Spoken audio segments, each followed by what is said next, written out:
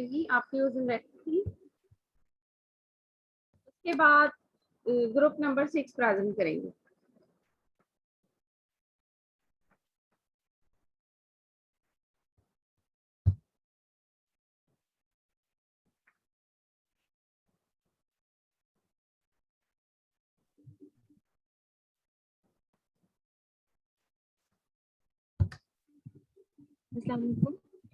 वालेकुम अस्सलाम। राबिया, आपको मेरी आवाज आ रही है? जी मैम आ रही है। आ रही है? पहले मीटिंग ज्वाइन नहीं हो रही थी। हाँ ठीक है। मैम शेयर करूँ स्क्रीन? हाँ जी करिए share.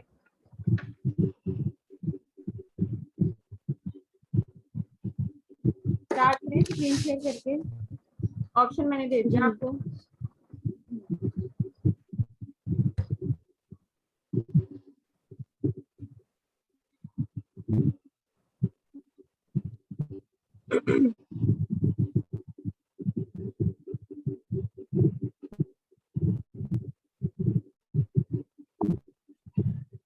Assalamu alaikum. My name is Sabia, roll number 4906.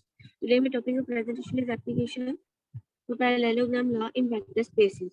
Rabia ऐसा करें, राबिया मेरी आवाज आ रही है आपको? तो राबिया ऐसा करें कि जस्ट 2 लाइंस या 3 लाइंस का रिव्यू दें कि पैरेललोग्राम लॉ बेसिकली आपने क्या प्रूव किया पैरेललोग्राम लॉ के अंदर। जी मैम पैरेललोग्राम लॉ हमें ये बताता है कि अगर हम सामने अगर हम पैरेललोग्राम जो है डायग्राम या जो फिगर है उसकी हम चारों साइड्स का स्केयर लें और उनको ऐड करें तो वो इक्वल आएगा अगर हम उनके डायगोनल्स लें, उनको स्केयर करें और उनका सम लें। ठीक है, और तो आप इसी से रिलेटेड आगे इसकी एप्लीकेशंस जी को मैम। प्रूव करेंगे, ठीक है? जी मैम हमने ये बताना है कि यहाँ पे कि जो हमने ये वेक्टर स्पेस के एलिमेंट्स दिए अगर हम इनकी 4 साइड्स को स्केयर करें तो देन उनका सामने तो इक्वल आएगा अगर हम उनके डायगोनल्स को स्केयर करके इनका सम करें। हमने लिखा हुआ है यहाँ पे कि u और v जो है वो वेक्टर पैरेललोग्राम की 2 साइड्स हैं, जैसे u और उसके पैरेलल साइड है उसका नाम भी u है, v और उसके पैरेलल साइड उसका नाम भी u है। अगर हम इसके ऊपर पैरेललोग्राम लगाएं, इससे पहले मैं आपको ये बता दूं कि u इनके जो डायगोनल्स हैं वो इनके रिजल्टेंट के इक्वल होते हैं। u और v वेक्टर को ऐड करें तो उनका रिजल्टेंट देगा जो कि v d वेक्टर आएगा और u माइनस v है उसका रिजल्टेंट ले तो हमारे पास a c डायगोनल आएगा। इसलिए u प्लस v का स्केयर जो डायगोनल है उसका sum square plus u minus v second diagonal है उसका स्केयर इक्वल आएगा अगर हम इनकी दोनों चारों साइड्स का सेपरेट सेपरेट स्केयर लें और देन उसको ऐड करें क्योंकि वो दोनों साइड पैरेलल है इसलिए 2 u नॉर्म का स्केयर आएगा प्लस 2 v नॉर्म का स्केयर आएगा। अब हमने यहाँ पे यही प्रूफ देना है कि u प्लस v नॉर्म का square plus u minus v norm का स्केयर इक्वल आएगा 2 इंटू u नॉर्म राबिया का ये स्केयर किसने प्लस लिखी 2 है इंटू v असाइनमेंट? नॉर्म का स्केयर। मैम मैंने ही लिखी है।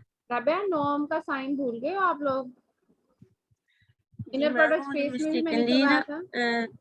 जी मैम वो मुझे मिस्टेकनली बाद में पता चला कि साइन ऐसे नहीं था। इसको करेक्ट करके फिर शेयर करना, ठीक है? जी मैम। जी ठीक है मैम। और नेक्स्ट इसका अब हम प्रूव करेंगे। अब हम देखते हैं कि let we have a parallelogram with side u and v। हमें पता है अगर हम u प्लस v का स्क्वायर करें और ऐड करें u माइनस v के स्क्वायर को तो वो इक्वल आएगा 2 इंटू u नॉर्म का square plus 2 into v norm का स्क्वायर। यहाँ पे हम लेफ्ट हैंड साइड को लेंगे u प्लस v नॉर्म का square plus u minus v norm का स्क्वायर। हमें पता है कि अगर किसी वेक्टर का उसी के साथ इनर प्रोडक्ट लिया जाए, अगर किसी वेक्टर का उसी के साथ इनर प्रोडक्ट लिया जाए तो वो इक्वल आता है उसी वेक्टर की नॉर्म के स्क्वायर के। यहाँ पे हमें वेक्टर की नॉर्म का स्क्वायर चाहिए लास्ट लाइन के ऊपर, इसलिए मैंने u प्लस v का इनर प्रोडक्ट लिया u प्लस v के साथ देन उसमें ऐड किया u माइनस v के इनर प्रोडक्ट को u माइनस v के इनर प्रोडक्ट के साथ। अब हम यहाँ पे इनके प्रोडक्ट लेंगे u का u इंटू u नॉर्म का स्क्वायर प्लस v नॉर्म का स्क्वायर आ जाएगा प्लस u का v से इनर प्रोडक्ट लेंगे एंड v का u से इनर प्रोडक्ट लेंगे तो ये फर्स्ट वाला हो गया। देन इसमें ऐड करेंगे u के साथ इनर प्रोडक्ट लेंगे वो आ जाएगा u की नॉर्म का स्क्वायर प्लस v का v के साथ लेंगे तो v की नॉर्म का स्क्वायर आ जाएगा माइनस u का v के साथ इनर प्रोडक्ट माइनस v का u के साथ इनर प्रोडक्ट। तो जो पॉजिटिव वाली टर्म्स है वो सेम है u और V1 का इनर प्रोडक्ट हमने वो उसके साथ कैंसिल कर दिया, और बाकी तो सेम है। V का V और U का इनर प्रोडक्ट वो भी प्लस माइनस में, तो हमने उनको भी कैंसिल कर दिया। यहाँ पे हमारे पास बचा U नॉर्म का स्क्वायर प्लस V नॉर्म का स्क्वायर प्लस U नॉर्म का स्क्वायर प्लस V नॉर्म का स्क्वायर, तो 2 इंटू U नॉर्म का square plus 2 into V norm का स्क्वायर आ गया। यहाँ पे ये हमने ये नॉर्म प्रूव कर दिया। नॉर्म किधर से ओपन किया आपने? इनर प्रोडक्ट जो आपने U प्लस बी और U प्लस बी की इनर प्रोडक्ट लिया है वो किधर से लिया है? मैम इधर से लिया है, ये जो पेज शो हो रहा है। इसमें आपने खुद से ली है? जी मैम, हमने ये बदल करवाया कि मैम एक मिनट,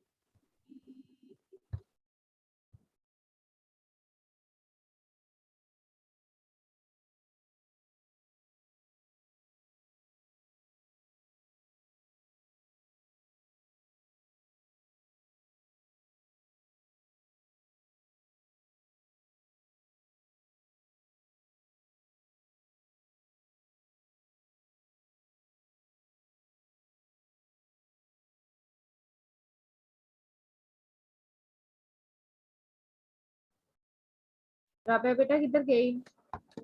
मैम सॉरी वो एकदम कॉल आ गई थी तो वो कनेक्ट नहीं हो रहा था।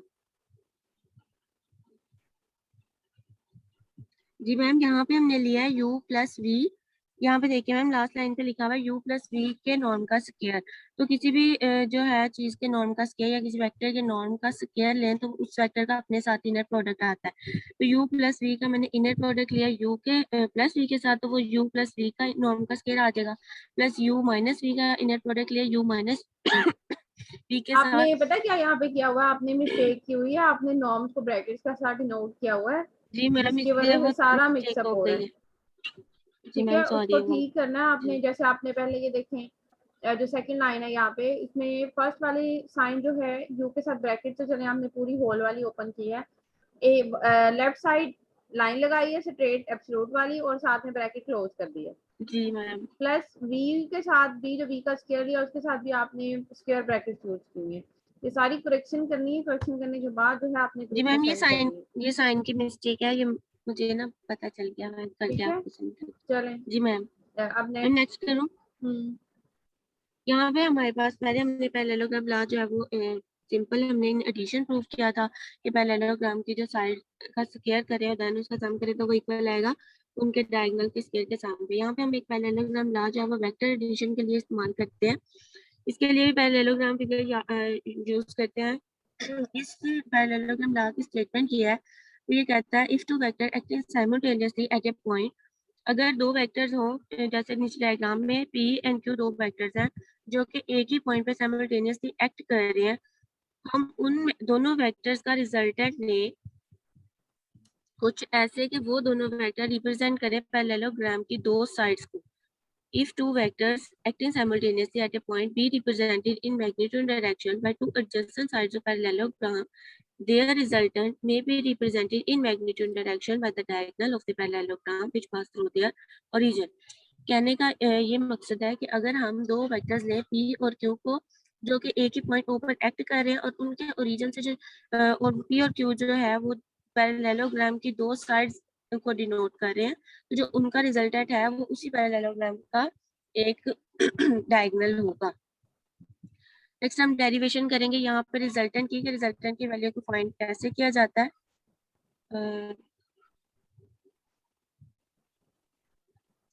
ये डायग्राम यूज होनी थी मैम, और ये मेरी PDF पता नहीं किस तरह शो हो रही है तो वो ऊपर नजर नहीं आ रही, तो मैं ऐसे बता दूं। ऊपर शो नहीं हो रही यहाँ मतलब? पे मैम वो बाकी सबके अलग अलग पेजेस नहीं शो होते, पूरी PDF ऊपर नीचे पेजेस शो होते हैं ना, तो ये अलग हो ठीक रही है, है कोई मसला नहीं। आपने इसलिए। मोबाइल से किया ना, तो मोबाइल से at a time one page ही ओपन होता है, या आप उसको जी मैम। ऑफिस फाइल में खोलते तो फिर वो वन बाय वन चलते जाते हैं। जी मैम, यहाँ पे हमारे पास लास्ट पे जो मैंने डायग्राम बनाई हुई है उसमें OAOCD या BCOA एक पैरेललोग्राम है जिसमें ओ ए साइड P वेक्टर को डिनोट करिए, O B side Q vector को डिनोट करिए हम लोगों ने यहाँ पे, और O C साइड डिनोट करिए रिजल्टेंट। हमने यहाँ पे P एंड Q दो वेक्टर्स लिए हैं, उनके रिजल्टेंट को हमने फाइंड करना है। यहाँ पे हम लोग सबसे पहले देखेंगे ट्राइंगल OCD में राइट एंगल बन रहा है डी पर, तो हम इस पे पाइथागोरस थ्योरम लगाएंगे जो कि इक्वल होगा हाइपोटेनस का square plus is equal to base square plus Rabia, perpendicular square. जी मैम। राबिया आप ट्राइंगल OCA क्यों नहीं ली? मैम हमने OCA इसलिए नहीं ली क्योंकि हम लोगों ने रिजल्टेंट की वैल्यू फाइंड करनी थी, उसके अंदर 90 डिग्री का एंगल नहीं बन रहा था, और इजी करने के लिए मेथड को हमने पाइथागोरस थ्योरम लगाया क्योंकि हमें इसके बारे में पता है, इसलिए क्वेश्चन ज्यादा कॉम्प्लिकेटेड हो जाता है यहाँ ठीक है, पे। आपने साइड एक्सटेंड करके उसके ऊपर जो है परपेंडिकुलर जी मैम। गिराया, ठीक है। जी मैम, फिर उसके बाद हमने पाइथागोरस थ्योरम लगाया हुआ आ जाएगा OC का square is equal to OD का स्क्वायर प्लस CD का स्क्वायर। यहाँ पे अगर हम देखें OD साइड फुल कंप्लीट है जो कि दो पार्ट्स में है, OA में ऐड करें AD साइड को, तो हमने OD साइड की जगह पे लिख दिया OA प्लस AD। यही वाली वैल्यू हम अबव इक्वेशन में पुट की, OC का square is equal to OA plus AD का स्क्वायर प्लस CD का स्क्वायर। OA प्लस OD के स्क्वायर के ऊपर A प्लस B का होल स्क्वायर का फार्मूला लगेगा, A का square plus 2AB plus B का स्क्वायर, तुझे बन जाएगा A का स्क्वायर प्लस AD का square plus 2OA into AD plus ठीक है, CD आपने का फॉर्मूला स्क्वायर। ओपन कर लिया, ठीक है, इसको इक्वेशन 1 का जी। नेम दिया है। अब हम ट्रायंगल जाएंगे, ट्रायंगल CAD के ऊपर जाएंगे, CAD के ऊपर जाएंगे, अगेन उसके ऊपर पाइथागोरस थ्योरम लगेगा, जब जिसमें ये देखें CAD के अंदर पहले वो हमारे पास हाइपोटेनस है AC, तो AC का स्क्वायर इक्वल आएगा AD का स्क्वायर प्लस CD का स्क्वायर। वही पुट किया, वहां से CD का स्क्वायर निकालेंगे और वो अबव इक्वेशन में पुट कर देंगे, जो कि ये बन जाएगा OA का स्क्वायर प्लस AD का square plus 2OA into AD plus AC square minus AD square. AD square plus और माइनस में, तो वो दोनों कैंसिल हो जाएंगे, OA square plus 2OA into AD plus AC square आ जाएगा। अब हम डायग्राम में अगर देखें तो AC और OB पैरेललोग्राम की दो पैरेलल साइड्स हैं, OB और OAC दोनों पैरेलल साइड है, इसलिए उसकी उसकी जगह हम दूसरी पुट कर सकते हैं। लिहाजा हमने यहाँ पे AC की जगह पे OA पुट किया। अगर OC का square is equal to OA square plus OB का square plus 2OA into AD का स्क्वायर, अगर हम AD का स्क्वायर इसमें सॉल्व करें और AD की जगह पे यूज करें OB, ये C है, D लग रहा है लेकिन ये लिखा हुआ C है, AC into cos of theta is equal to OB into cos of theta. मैं यहाँ से बता दूं, ये जो ट्रायंगल बता मैंने दें। डिनोट की है, ये जो ट्रायंगल बनी हुई है यहाँ पे डॉटेड लाइन में शो हो रही है, इसके अंदर AC जो है साइड वो बराबर आई है OB साइड के, और अगर हम इसी को रिजोल्व करें इसके कंपोनेंट्स में, तो जो परपेंडिकुलर कंपोनेंट होता है वो साइन के साथ आता है और जो हॉरिजॉन्टल कंपोनेंट होता है वो कॉस के साथ आता है, इसलिए हमने यहाँ पे इसको लिखा है Q कॉस ऑफ थीटा, क्योंकि इस साइड का दूसरा नाम Q भी है। यहाँ पे हम लोगों ने इसकी जगह पे लिखा OB cos ऑफ थीटा या OB cos ऑफ अल्फा, क्योंकि वहां पे बनने वाला एंगल अल्फा है। अब अगर अबव इक्वेशन जो है उसके अंदर हम लोग इसकी वैल्यू को पुट करेंगे, तो वो इक्वल आएगा OC का square is equal to OA का स्क्वायर प्लस OB का square plus 2OB into OB cos of theta. अगर हम पीछे डायग्राम में देखें तो OA डिनोट कर रहा है P को, OB डिनोट कर रहा है Q को, एंड OC डिनोट कर रहा है R को, जो कि रिजल्टेंट है। अब इक्वेशन में हम इनकी वैल्यूज पुट करेंगे तो इक्वल आ जाएगा R का square is equal to P square plus Q square plus 2PQ into cos of theta. Resultant इसका अंडर रूट लेंगे तो आ जाएगा square root into P square plus Q square plus 2PQ cos of theta. ये formula इसकी resultant को find करने का। ठीक है, अब नेक्स्ट मैम खत्म हो गई है, नेक्स्ट एमसीक्यूज एमसीक्यूज नहीं है, एमसीक्यूज जी मैम। 2 या 3 एमसीक्यूज एक्सप्लेन करें किस वे में आपने बनाए हैं, फिर उसके बाद जी नेक्स्ट मैम, ग्रुप। मैम अपनी मर्जी से जो नेक्स्ट मर्जी ग्रुप कर नंबर दूं। 6, हाँ जी कोई से भी कर दें। ग्रुप जी नंबर 6 रेडी रहें। सबसे पहले अक्सा, चले राबिया। सेकंड वाले एमसीक्यूज है, the sum of all interior angles of parallelogram is parallelogram के सारे इंटीरियर एंगल्स का सम करें तो वो इक्वल आएगा 360 के, क्योंकि पैरेललोग्राम की जो पैरेलल साइड्स है हम उनका सम करें तो वो सप्लीमेंट्री होता है। ये इसी हमारी ये इसी वाली के अंदर हमने पैरेललोग्राम लॉ के अंदर हम लोगों ने प्रूव किया हुआ था कि सप्लीमेंट्री होते हैं, इनके जो एडजेसेंट साइड्स के एंगल हैं वो सप्लीमेंट्री होते हैं, इसलिए वो 180 होंगे और दूसरे वाले भी 180 होंगे, तो इन दोनों का सम 360 हो जाएगा। ठीक है, number 4 the figure obtain when two diagonals of parallelogram bisect is, अगर दो पैरेललोग्राम के दो जो साइड्स हैं वो बाइसेक्ट करें तो उसके नतीजे में क्या बनता है। बाइसेक्ट तो अगर कहाँ हम से देखें मैं वो दो डायगोनल्स आपस में बाइसेक्ट करें तो वो उससे क्या बनता है, स्क्वायर तो नहीं बनता ना रेक्टेंगल बनता है। तो अगर हम पीछे किसी पैरेललोग्राम में ही देख लें जहाँ पे डायगोनल हो, जी यहाँ पे देख लें बी सी ओ ए जो है, जब ओ सी जो डायगोनल है वो कट करा तो उसके नतीजे में ट्रायंगल्स ही बनते हैं और कोई डायग्राम नहीं बनेगी। और number 7 if A, B, C, D is a parallelogram, the mathematical form for the law of parallelogram is A, B, C, D। अगर हम उसको एक पैरेललोग्राम लें तो मैथमेटिकल फॉर्म कैसी आएगी, हम लेंगे ए बी साइड का square plus C D side का square plus B C side का square plus A D side का स्क्वायर, तो वही पर आएगा उनके डायगोनल्स के स्क्वायर के। तो डायगोनल्स यहाँ पे दो ही बन सकते हैं, या तो ए सी स्क्वायर बन सकता है प्लस 2 बी डी स्क्वायर बन सकता है। और जो पहले साइड है मैम उनको हम लोगों ने एक ही नाम दे दिया था, इसलिए ये इसका ए ही ऑप्शन बनता है, बाकी कोई ऑप्शन नहीं बन सकता अगर हम इसके डायग्राम को ड्रॉ करें। आपकी जो साथ वाली ग्रुप मेंबर्स हैं जिसमें से मुजम्मिल और सिद्रा, इन जी दोनों ने मैम। प्रेजेंट नहीं करना। मैम नहीं, सिद्रा के बाबा की तबीयत बहुत खराब है तो वो हॉस्पिटलाइज है तो नहीं होती है। ठीक है मुजम्मिल। मैम उनका शायद कोई इशू था कनेक्शन वगैरह का। चलो ठीक है, आप जो है वो अपनी स्क्रीन स्टॉप कर दें, शेयरिंग स्टॉप कर दें। जी मैम। और ग्रुप जी नंबर ठीक 6 में अक्सा अशरफ, जी मैम। बेटा स्क्रीन शेयर करो जल्दी से। Okay ma'am.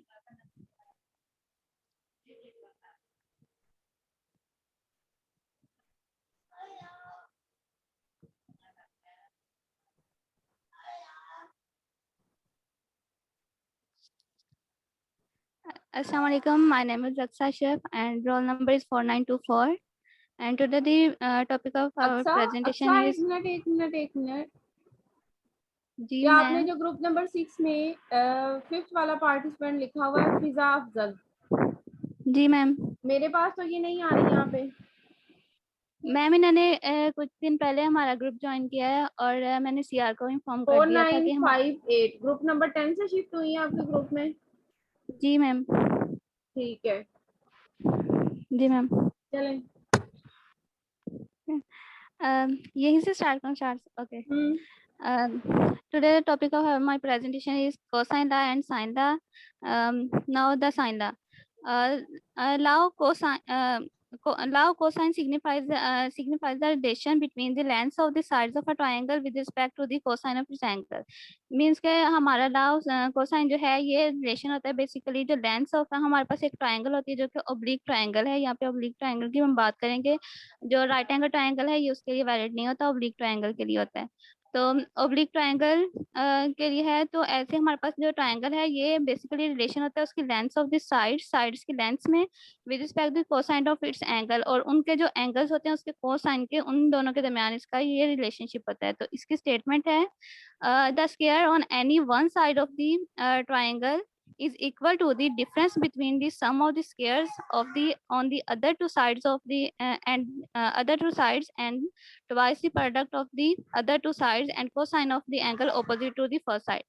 तो ये कह रहे हैं कि हमारे पास अगर एक ट्रायंगल के हम एक साइड का स्क्वायर लेते हैं तो वो किसके इक्वल होगा, वो इक्वल होगा the square of the sum of the other two sides. Means के जो बाकी दो साइड्स रह जाती हैं उनके स्क्वायर लेंगे फिर उनका सम करेंगे and the difference between the twice of the product of two sides and the cosine of their angle. जैसे कि नीचे फॉर्मूला में लिखा हुआ है। और अदर साइड। जी ma'am. Product taking product to the other side और different sides. Ma'am other side means के एक जिस तरह हमारे पास ये नीचे ट्रायंगल है इसके अंदर ए मेरे बी। हिसाब से क्वेश्चन है कि आपने जो साइड लिया है जिसका स्क्वायर लिया है, जब आप बाकी दोनों साइड्स का स्क्वायर कर रही हैं तो साथ में जो डिफरेंस ले रही हैं ट्वाइस के साथ जी। वो अदर साइड्स का ले रही हैं या साइड्स मैचअप कर रही हैं उस साइड के साथ।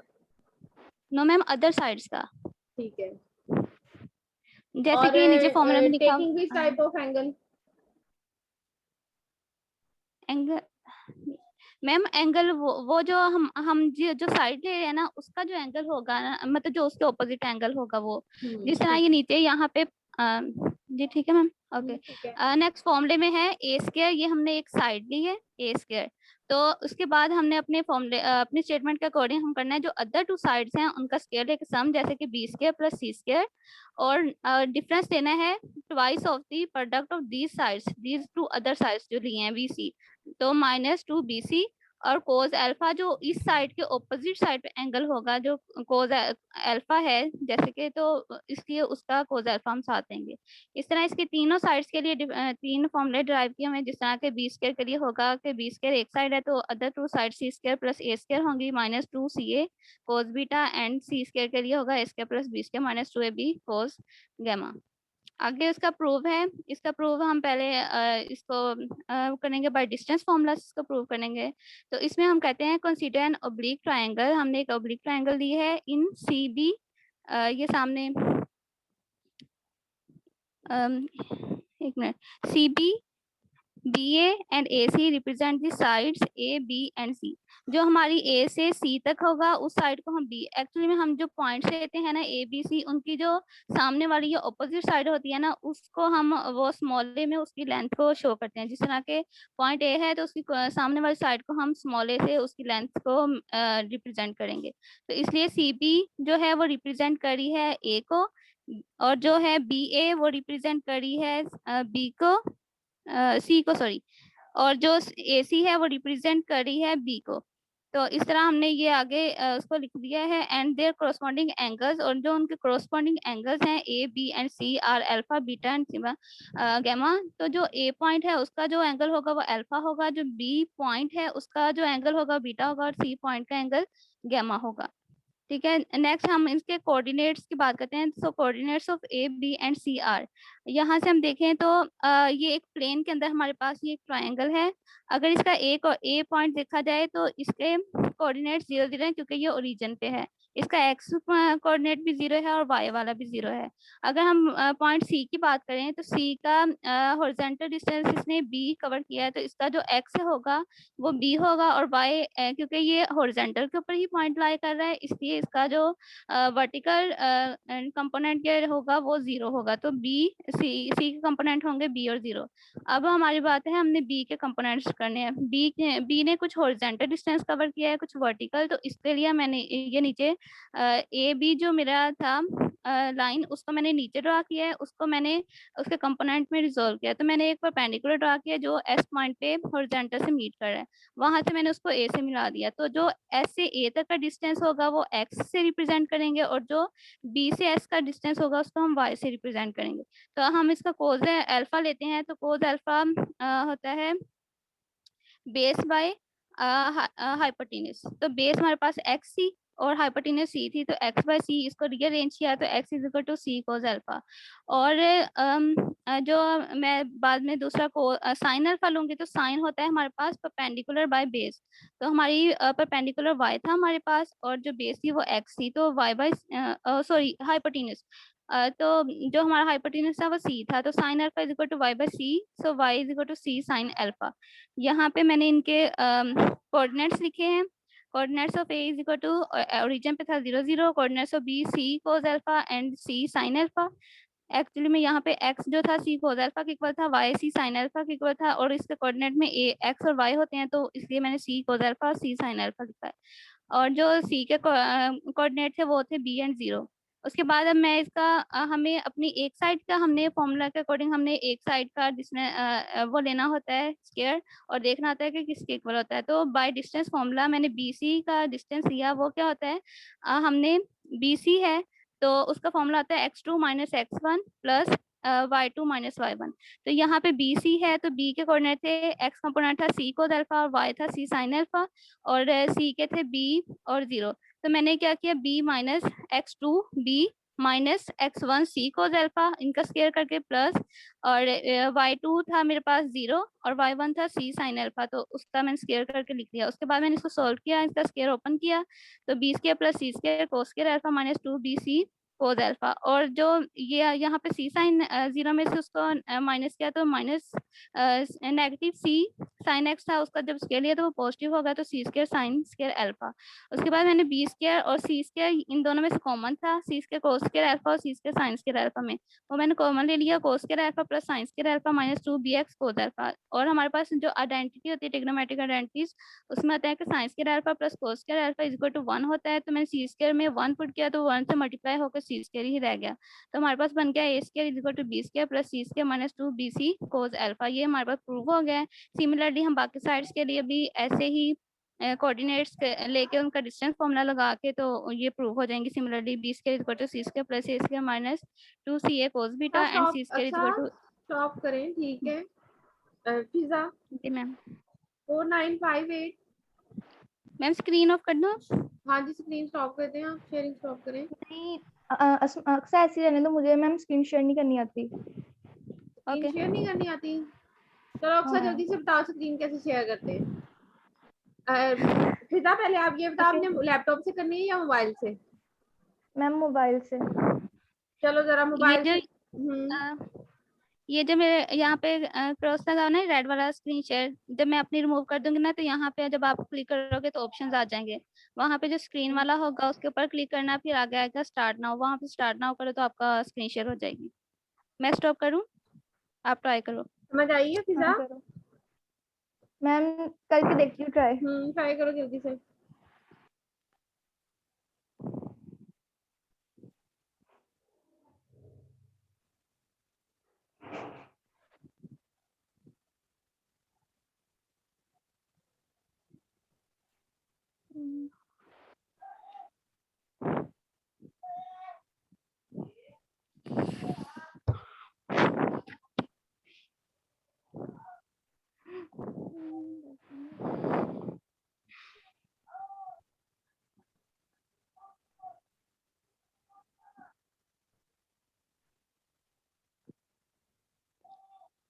शो हो रही है स्क्रीन? हो रही है स्क्रीन शो, लेकिन अभी आपकी फाइल ओपन हो रही है, हो गई है। फिर चलें आगे से कंटिन्यू करें, जहाँ पे अक्सा ने स्टॉप किया है, वेक्टर्स वाली फॉर्म में प्रूव करें उसे। इसके बाद अस्मा सरफराज, आप भी अपनी पीडीएफ फॉर्म ओपन करके रखें।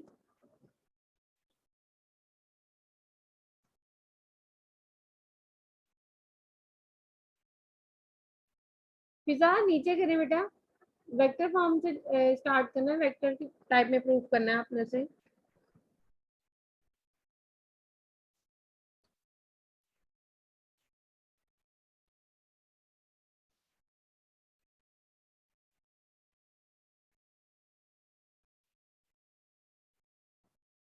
फिजा आपको आवाज आ रही है मेरी?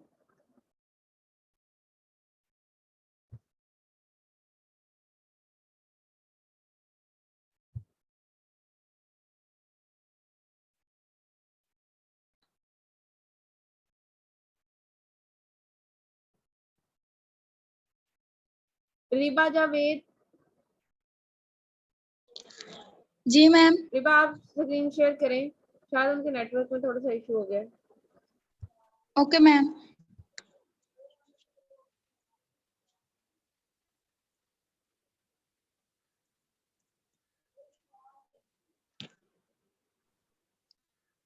हरी आप क्लास मैम स्क्रीन शेयर हो रही है? हो रही है, जल्दी से ओपन करो।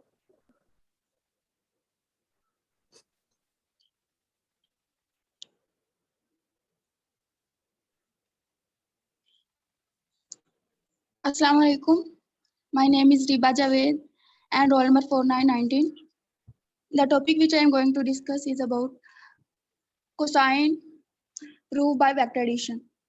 सबसे पहले हम लोग वेक्टर एडिशन से कोसाइन लॉ को प्रूव करेंगे। तो इसके लिए ये हमने दो वेक्टर्स लिए हैं, a टू b और b to c। a to b जो वेक्टर है हमारे पास वो है c, और b टू c जो हमारे पास वेक्टर है वो है a। और इन दोनों वेक्टर्स को ऐड करेंगे। जब इन दोनों वेक्टर्स को ऐड करेंगे तो हमें पता है कि जो रिजल्टेंट वेक्टर हमारे पास आता है वो इन दोनों वेक्टर्स के एडिशन के इक्वल होता है। तो ये हमारे पास b is equal to a vector plus C vector होगा। तो c को दूसरी तरफ ले जाएंगे तो हो जाएगा a vector is equal to b vector vector minus c vector. इसके बाद इन दोनों का दोनों तरफ स्क्वायर लेंगे। ए वेक्टर का square is equal to b minus c vector का स्क्वायर। फिर स्क्वायर को ओपन करेंगे, b minus c into b minus c, और इनको आपस में मल्टीप्लाई करेंगे। बी वेक्टर का square minus b c minus c b और प्लस सी वेक्टर का स्क्वायर। इसके बाद जो है बी वेक्टर का स्क्वायर प्लस सी वेक्टर का स्क्वायर, और हमें पता है कि ये बी सी और सी बी कम्यूटेटिव प्रॉपर्टी को होल्ड करते हैं डॉट प्रोडक्ट में, तो ये 2 हो जाएंगे, मतलब ऐड हो जाएंगे, -2 बी डॉट सी। इसके बाद जो है A vector is equal to B vector plus C vector -2 B C, और डॉट प्रोडक्ट जो होता है वो कोस को रिप्रेजेंट करता है, तो ये हो जाएगा -2 बी सी कोस अल्फा, और ये हमारे पास कोस लॉ प्रूव हो जाएगा, कोसाइन लॉ। इसके बाद एग्जांपल्स है हमारे पास इन Rabia, triangle. Sorry Riba, dot जी को मैम। प्रेजेंट नहीं करता, ये फॉर्मूला होता है जो आपने यहाँ पर यूज किया है, कॉज वाला फॉर्मूला। जी मैम, ये डॉट प्रोडक्ट को जो ओपन किया तो ये इसका हम्म। फार्मूला ही होगा। बिल्कुल फॉर्मूला आपने यूज किया है, ठीक है। नेक्स्ट जी मैम। एग्जांपल। नेक्स्ट ये इसकी एग्जांपल है in triangle ABC. AB is equal to 42 centimetre, BC 37 and AC 26। Solve this triangle. अब उसने हमें 3 साइड्स दे दी हैं जो, और बाकी हमने इसके एंगल्स फाइंड करने हैं, तो कोसाइन लॉ को यूज करते हुए हम इसके एंगल्स फाइंड करेंगे। सबसे पहले हम लोग ये ट्रायंगल ड्रा करेंगे ABC। अब इनके कॉरस्पॉन्डिंग जो साइड्स हैं वो लिखेंगे। इसके बाद हम लोग कोस अल्फा मतलब एंगल्स को प्रूव करना स्टार्ट करेंगे। तो ये जो हमारे पास एंगल कोसाइन लॉ होता है उसको थोड़ा सा मॉडिफाई करें तो ये हमें एंगल भी देता है। तो ये इस तरह का cos alpha is equal to b square plus c square minus a square और 2bc, और यहाँ पे इसकी वैल्यूज पुट करेंगे 26 स्क्वायर प्लस 42 स्क्वायर, और ये हमारे पास एंगल आ जाएगा 60.63 डिग्री। इसके बाद कोस बीटा हम लोग फाइंड करेंगे, तो उसके लिए भी वही है, C square plus A square minus B square over 2ca, तो इसका बीटा एंगल आ जाएगा 37.76 डिग्री। अब हमारे पास ट्राइंगल का जो लॉ है वो है a प्लस बी। ट्राइंगल का जो इंटीरियर एंगल्स होते हैं उनका सम 180 होता है, तो हम उस फार्मूले से प्रूव करेंगे ये a plus alpha plus beta plus gamma is equal to 180। Gamma इधर ही रह जाएगा, तो 180 minus alpha minus beta, alpha beta हमने फाइंड कर लिया, तो ये इसमें से माइनस करेंगे तो हमारे पास गैमा एंगल आ जाएगा 81.61 डिग्री। तो इस तरह हमने ट्राइंगल को सॉल्व कर दिया, मतलब उसके तीनों एंगल्स भी फाइंड कर लिए और तीनों साइड उसने दी हुई थी जो कि हमने तो इस तरह हमने ट्राइंगल को फाइंड कर लिया, सॉल्व कर फाइंड क्या लिया। किया आपने, ऊपर मेंशन करना था। जी मैम, जो आपने फाइंड किया है वो ऊपर मेंशन भी करना था। मैम उसने हमें आपने साइड इस दी हुई वक्त जो साइड दी हुई है आपने ट्राइंगल फाइंड करनी थी, यानी कि ट्राइंगल में उसके एंगल्स को आपने फाइंड किया है, अल्फा बीटा एंड गैमा को बाय यूजिंग कोसाइन लॉ आपने उसको एंगल्स को फाइंड किया है। जी मैम, तो ये हमने ट्राइंगल को सोल्व कर लिया, मतलब मैम जब उसकी तीनों साइड्स और तीनों एंगल्स फाइंड हो जाएंगे तो वो सोल्व हो जाएगी ट्राइंगल। इसके बाद इसकी एप्लीकेशंस हैं, applications of cosine law. The applications of cosine law are: cosine law is used to find the third side of a triangle if two sides are known and the angle between them is also known। मतलब cosine law हम वहाँ पे use करते हैं triangle की third side को find करने के लिए यूज करते हैं, अगर उसने हमें दो साइड्स और उनके दरमियान जो एंगल है वो दिया हो तो हम उसकी थर्ड साइड को फाइंड कर सकते हैं। इसके बाद है it is use to find the angles of the triangle if one knows the three sides. अगर हमें ट्राइंगल की 3 साइड्स दी हुई हो तो हम उनके कोसाइन लॉ यूज करते हैं उसके एंगल्स को भी फाइंड कर सकते हैं, जिस तरह हमने ऊपर किया है। इसके बाद है it is also used to find the third side of a triangle if two sides are known and an opposite angle to one of those side is known. इसके बाद है कि हमें अगर ट्राइंगल की 2 साइड दी हुई हैं और उनके ऑपोजिट एंगल दिया हुआ है तो हम उसकी जो बाकी साइड्स हैं वो फाइंड कर सकते हैं। बाकी साइड और एक साइड और 2 एंगल्स को फाइंड कर सकते हैं। ऊपर था कि अगर उनके बिटवीन एंगल है तो वो उसको यूज करते हुए फाइंड कर सकते हैं। और इधर है कि अगर इनके ऑपोजिट एंगल है तो उसके लिए भी हम कोसाइन लॉ यूज करते हुए इसको फाइंड कर सकते हैं। उसके बाद है forms of cosine law to find angles. मतलब ये जिस तरह हमने ऊपर इस फार्मूलाज को यूज करते हुए किया है, उसी तरह ये है कि cos alpha is equal to, उसी कोसाइन लॉ को थोड़ा सा मॉडिफाई करें तो ये एंगल्स फाइंड कर लेंगे। cos alpha is equal to b square plus c square minus a square over 2bc, और cos beta is equal to c square plus a square minus b square over 2ca। फिर cos gamma is equal to a square plus b square minus c square over 2ab। इसके बाद हमारे पास एक और property है, वो ये है to find the third side of a triangle. Triangle की थर्ड साइड को फाइंड करने के लिए if one knows the two sides and an angle between this side, कि अगर हमें ट्राइंगल की दो साइड्स और उनके दरमियान जो एंगल है वो पता हो तो हम उसकी तीसरी साइड को फाइंड कर सकते हैं। One may use Pythagoras theorem to do this if it is a right angle, और अगर वो राइट एंगल होगी तो हम पैथागोरस थ्योरम को यूज कर लेंगे। मतलब अगर दो साइड उसने दी हुई है और उनके दरमियान एंगल दिया हुआ है तो, और वो राइट एंगल है, वो राइट ट्राइंगल है, तो हम पैथागोरस थ्योरम यूज करते उसको फाइंड कर लेंगे। उसके बाद है one may use quadratic formula to find the third side a in a quadratic equation, कि मतलब अगर हमारे पास दो साइड और एक एंगल दिया है उसने, तो हम क्वाड्रेटिक, और इक्वेशन जो है वो क्वाड्रेटिक इक्वेशन है हमारे पास, तो हम क्वाड्रेटिक फार्मूला यूज करते भी ट्राइंगल को सॉल्व कर सकते हैं। This equation has 2, 1 and 0 possible solutions corresponding to the number of possible given triangle in data। मतलब जब हम क्वाड्रेटिक फार्मूले से किसी साइड को जो है फाइंड करते हैं तो वो हमें 2, 1 या 0 सॉल्यूशन देते हैं। ये हमें पता है, हम क्वाड्रेटिक फार्मूला यूज करते आ रहे हैं कि वो प्लस माइनस में सॉल्यूशन देते हैं। इसके बाद है प्लस माइनस के तो अलावा वो भी सॉल्यूशंस होते हैं। जी मैम, उसका एक सॉल्यूशन भी हो सकता है और 0 भी। उसके अलावा भी जी दो मैम। सॉल्यूशंस भी होते हैं। क्वाड्रेटिक इक्वेशंस जो है अपने रूट्स देती है, उसके रूट्स रियल होते हैं, इमेजिनरी होते हैं या इक्वल रूट्स होते हैं। 3 टाइप्स के इसके रूट्स होते हैं, ठीक है। जी मैम। इमेजिनरी में स्क्वायर रूट में आयोटा की जब फॉर्म बनती है तो हमारे पास इमेजिनरी रूट्स आ जाते हैं। इक्वल रूट्स तब होते हैं जब स्क्वायर रूट वाली वैल्यू 0 हो जाती है, और डिफरेंट जी रूट्स तब होते हैं, रियल रूट्स जिन्हें बोलते हैं, वो रैशनल इरेशनल दोनों हो सकते हैं, जब स्क्वायर रूट के अंदर कॉम्प्लेक्स बेस नहीं बन रहा होता। जी मैम।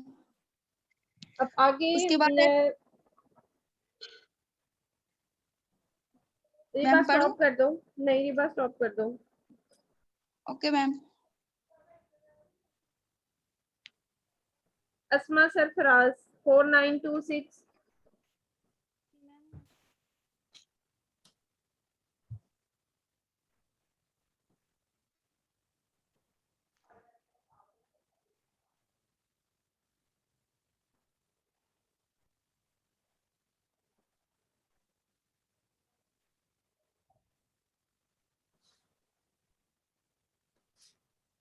मीटिंग एंड हो जाएगी तो क्लास दोबारा से ज्वाइन करें।